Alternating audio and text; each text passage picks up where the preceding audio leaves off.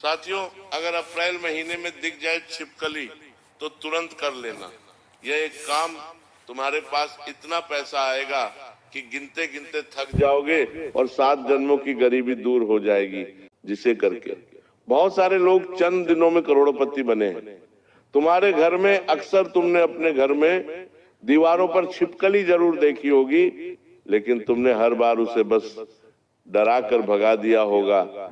कभी सपने में ये नहीं सोचा होगा कि एक साधारण सी दिखने वाली छिपकली तुम्हारे जीवन में कितना गहरा संबंध रखती है। खासकर अप्रैल के इस विशेष महीने में इसका महत्व और ज्यादा बढ़ जाता है, क्योंकि अप्रैल का महीना केवल मौसम बदलने का महीना नहीं होता। ये एक नई ऊर्जा, नई शुरुआत और नए अवसरों का प्रतीक माना जाता है। अप्रैल के महीने में प्रकृति अपने पुराने रूप को छोड़कर नए रूप में प्रवेश करती है। पेड़ पौधे नए पत्तों से भर जाते हैं और वातावरण में एक अलग तरह की सकारात्मक ऊर्जा फैल जाती है, जिससे अप्रैल का महीना अपने आप में विशेष बन जाता है। इस महीने में जब भी कोई यज्ञ किया जाता है, कोई तप किया जाता है, कोई दान दिया जाता है या कोई उपाय किया जाता है, उसका भर भर कर फल व्यक्ति को प्राप्त होता है। जब भी तुम्हें अपने घर में छिपकली दिखाई देती है, तुम ढककर डरकर भाग जाते हो या उसे डराकर भगा देते हो। लेकिन वास्तुशास्त्र और प्राचीन मान्यताओं के अनुसार इस समय यानी अप्रैल के विशेष महीने में अगर हमें घर में छिपकली दिखाई दे रही है, तो वो एक बहुत बड़ा संकेत हो सकता है जो ब्रह्मांड हमें देना चाहता है। और पौराणिक ग्रंथों में हमें साफ साफ उल्लेख मिलता है कि छिपकली को देवी लक्ष्मी के साथ जोड़कर देखा जाता है। बहुत सारे लोग तो दिवाली के दिन छिपकली दिखना बहुत शुभ मानते हैं। ऐसा क्यों? क्योंकि दीपावली पूरी तरह से माता लक्ष्मी का त्योहार है और छिपकली को भी कहीं ना कहीं उनसे जोड़कर ही देखा गया है, क्योंकि यह अक्सर उन जगहों पर दिखाई देती है जहां ऊर्जा का एकदम सही प्रवाह होता है। कुल मिलाकर अगर तुम्हारे घर में छिपकली है तो तुम्हारे घर में एक सही ऊर्जा है, उसे भागो मत। अगर अपने घर में दिखाई देती है तो तुम्हें घबराना नहीं है, डरना नहीं है।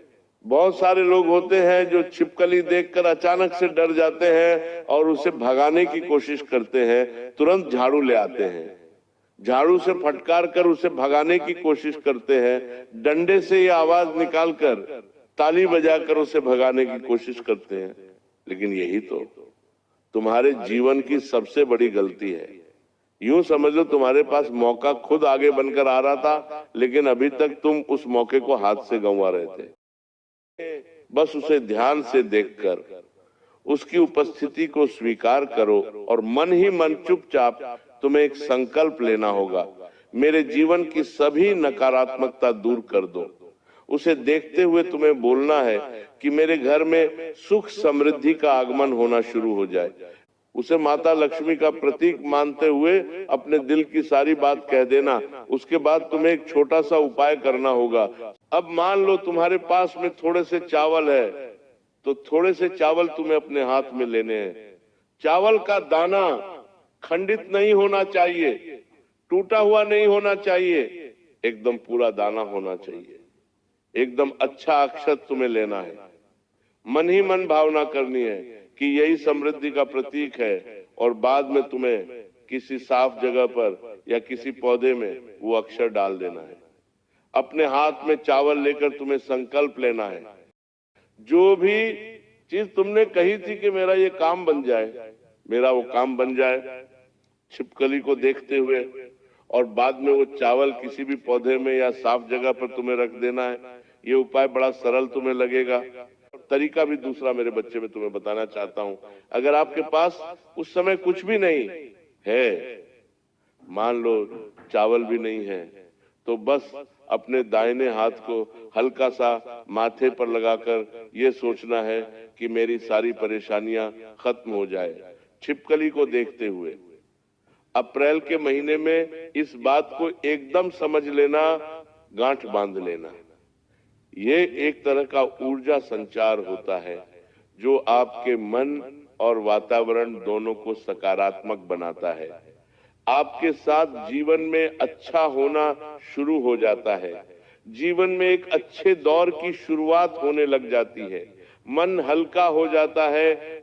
ऐसा लगता है मानो सालों से किसी बोझ का टोकरा मेरे सर पर रखा हुआ था, वो एकदम से उतर गया। इससे तुम रात दिन बहुत सारा पैसा कमाओगे, तुम्हारे पास वो सब कुछ आ जाएगा जिस चीज की तुम इच्छा रखते हो। बस तुम सही विधि जान लेना, जरूरी नियम का पालन करना, क्योंकि हमारे वैदिक शास्त्र कहते हैं कि काम तो बनता है, लेकिन सारे काम नियम विधि से होने चाहिए। उपाय भी असर करता है, लेकिन उपाय भी सही नियम सही विधि से होना चाहिए। तो सही नियम विधि क्या है? सबसे पहले बात करते हैं सावधानियों की, क्योंकि जो छिपकली है वो साक्षात माता लक्ष्मी का प्रतीक है।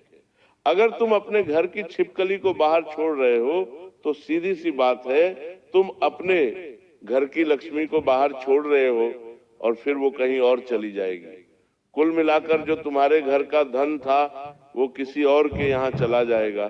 तो क्या तुम ऐसा चाहते हो? बिल्कुल भी नहीं। इसीलिए गुरुजी की बात ध्यान से सुनना मेरे बच्चे। जब भी तुम्हें अपने घर में छिपकली दिख जाए तो उसे नुकसान पहुंचाने की बिल्कुल भी कोशिश मत करना। अगर भूलकर भी तुम्हारे द्वारा उसे कोई नुकसान पहुंच गया तो ये तुम्हारे लिए खतरे से खाली नहीं होगा।